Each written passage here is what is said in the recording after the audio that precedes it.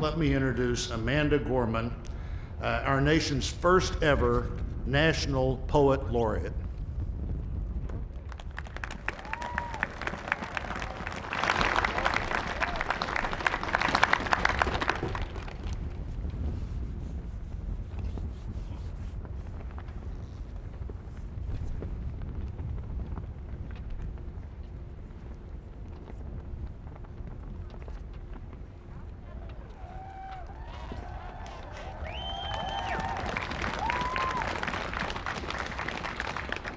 Mr. President, Dr. Biden, Madam Vice President, Mr. Emhoff, Americans, and the world. When day comes, we ask ourselves, where can we find light in this never-ending shade?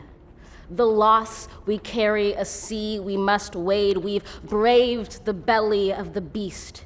We've learned that quiet isn't always peace, in the norms and notions of what just isn't always just is. And yet the dawn is ours before we knew it. Somehow we do it. Somehow we've weathered and witnessed a nation that isn't broken, but simply unfinished. We, the successors of a country and a time where a skinny black girl descended from slaves and raised by a single mother can dream of becoming president, only to find herself reciting for one. And yes, we are far from polished, far from pristine, but that doesn't mean we are striving to form a union that is perfect. We are striving to forge our union with purpose, to compose a country committed to all cultures, colors, characters, and conditions of man. And so we lift our gazes not to what stands between us, but what stands before us. We close the divide because we know to put our future first, we must first put our differences aside. We lay down our arms so we can reach out our arms to one another. We seek harm to none and harmony for all. Let the globe, if nothing else, say this is true.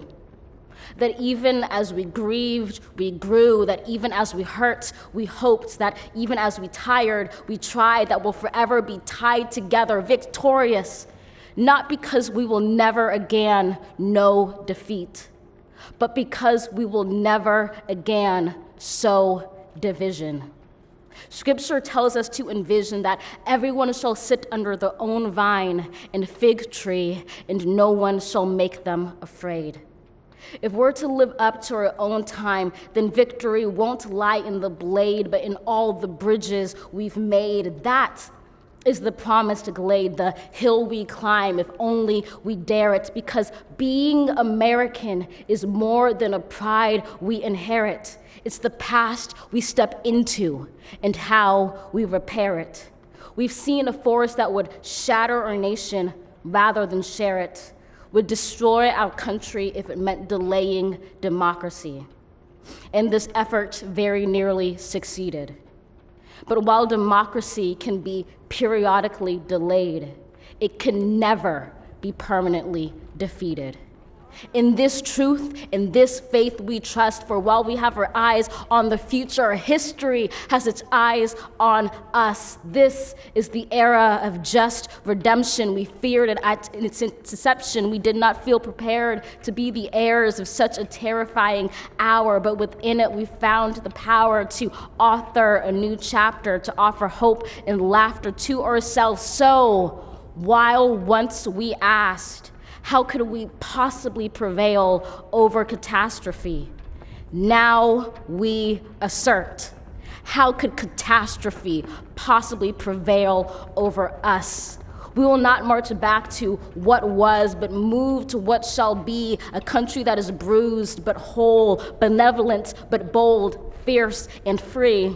We will not be turned around or interrupted by intimidation, because we know our inaction and inertia will be the inheritance of the next generation. Our blunders become their burdens, but one thing is certain: If we merge mercy with might and might with right, then love becomes our legacy and change our children's birthright.